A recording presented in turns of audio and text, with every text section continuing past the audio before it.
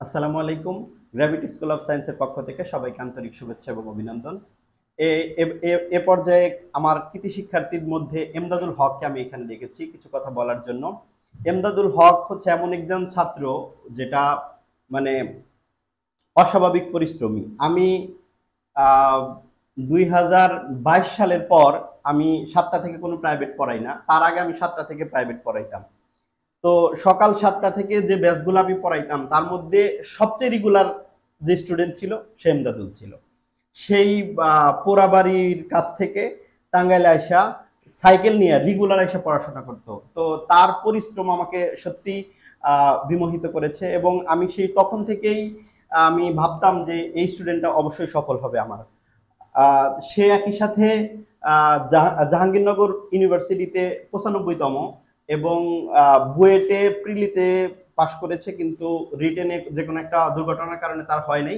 কিন্তু সিকে রুয়েটের মধ্যে সে খুব ভালো পজিশন করেছে এবং তার পছন্দের ক্যাম্পাস কুয়েট অর্থাৎ খুলনা ইউনিভার্সিটি অফ ইঞ্জিনিয়ারিং টেকনোলজিতে সে বর্তমানে সিএসসিতে পড়াশোনা করছে।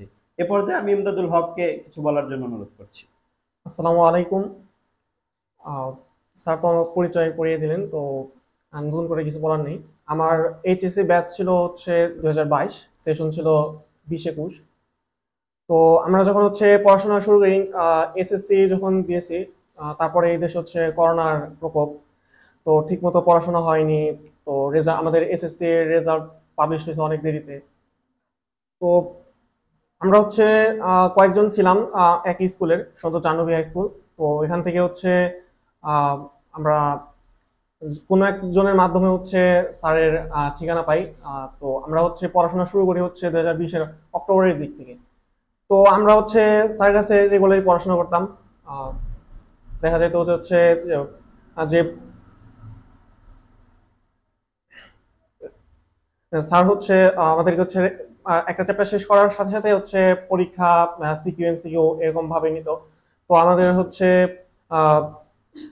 ব্যাচের মধ্যে হচ্ছে আমরা যে যে কয়েকজন পড়তাম, তো মানে মোটামুটি হচ্ছে কম্পিটিশন ছিল যে হচ্ছে নিজেরা নিজেদের মধ্যে হচ্ছে কেমনে ভালো করা যায়।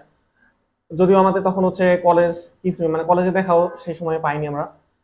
তো আমাদের কলেজ হচ্ছে তারপরে 21-এর শেষের দিকে হচ্ছে আমরা মানে কলেজে ক্লাস করার সুযোগ পাই। আচ্ছা, এইচএসসি প্লাস অ্যাডমিশন এই দুইটা জিনিসকে তুমি একসাথে কিভাবে মানে কভার করতা, নাকি তুমি এইচএসসি পড়াকালীন শুধুমাত্র এইচএসসি ফোকাস ছিল নাকি অ্যাডমিশনও ফোকাস ছিল? যদি থাকে সেটা তুমি কিভাবে ফোকাস করতা, এই বিষয়টা যদি বলতা। না, এইচএসসি আর অ্যাডমিশনের হচ্ছে প্রিপারেশনটা শুরু থেকেই নেওয়া উচিত, কারণ হচ্ছে দেখা যায় যে হচ্ছে অ্যাডমিশনে বিশাল অনেক কম্পিটিশন। সেখানে হচ্ছে এইচএসসির মতো এত মানে সহজ প্রশ্ন প্যাটার্নে হচ্ছে প্রশ্ন হয় না।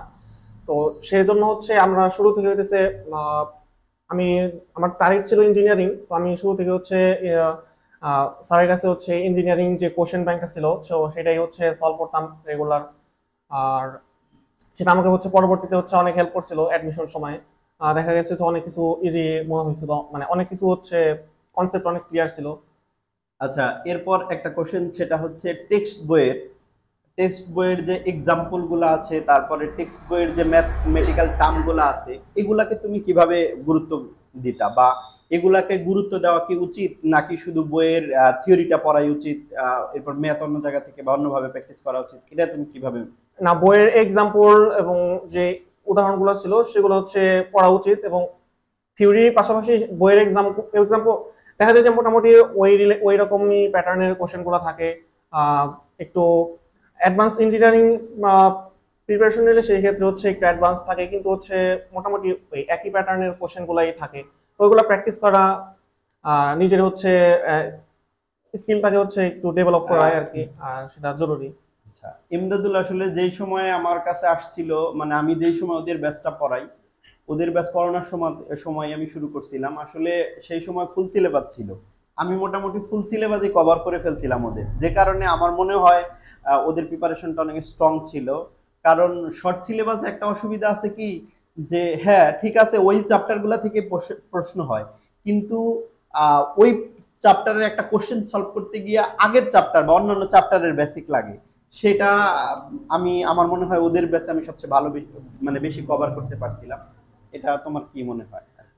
আমার আমাদের হচ্ছে শর্ট সিলেবাসটা যখন পাবলিশ হয়েছে তখন হচ্ছে ইন্টারের পরীক্ষা অনেক বেশি টাইম নেই, তো আমরা হচ্ছে শুরু থেকে হচ্ছে পড়তেছিলাম ফুল সিলেবাসকে টার্গেট করেই। তো দেখা গেল যে স্যার আমাদেরকে পড়াইতেন, তো পড়ানোর সময় হচ্ছে দেখা গেল যে আমরা বুঝতে পারতাম যে এই চ্যাপ্টারটা আমাদের এই পার্টিকুলার জিনিসটা হচ্ছে আমার আগের চ্যাপ্টারে যেটা শর্ট সিলেবাসের বাইরে লাগবে। তো স্যার আমাদেরকে হচ্ছে সেটাগুলো হচ্ছে পড়াইতেন, সেগুলো হচ্ছে অনেক হেল্প করছে আর কি।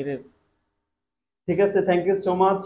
তোমার ভবিষ্যৎ উজ্জ্বলতা কামনা করছি, এবং তুমি তোমার জীবনের আরো সুন্দর লক্ষ্যে তুমি পৌঁছাও, সে ব্যাপারে তোমার জন্য আমরা দোয়া করি, যাতে তুমি তুমি অভিষ্ট লক্ষ্যে পৌঁছাইতে পারো। এবং সবচেয়ে গুরুত্বপূর্ণ সময় হচ্ছে ইউনিভার্সিটি লেভেলে, যদিও আমরা আসলে অনেক সময় প্রমোট করার জন্য বা উম, কি বলে যে ইনস্ট্যান্ট ফোকাস করার জন্য বলি যে ইউনিভার্সিটি লেভেলে পড়াশোনা কম, ইউনিভার্সিটি লেভেলে মানে শুধু ফুর্তি এরকম। কিন্তু আসলে কিন্তু বাস্তবতা সেটা না, আসলে হচ্ছে তোমার ক্যারিয়ারটা ডিপেন্ড করে ইউনিভার্সিটি লেভেলের পড়াশোনার উপর। সে কারণে তোমার ইউনিভার্সিটি লেভেলে তুমি এইচএসসি প্লাস অ্যাডমিশনে যেভাবে এইচএসসির জন্য এইচএসসি প্লাস অ্যাডমিশনে যেভাবে তুমি ফোকাস করতা এবং ভালো করার চেষ্টা করতা, সর্বাধিক ভালো করার চেষ্টা করতা, ঠিক একইভাবে একাডেমিক এবং এই কোর্সগুলাতেও, বিএসসির এই কোর্সটিতেও তুমি ভালো করার চেষ্টা করবা। তোমার জন্য ইনশাল্লাহ সবসময় দোয়া থাকবে। আল্লাহ হাফিজ। আচ্ছা।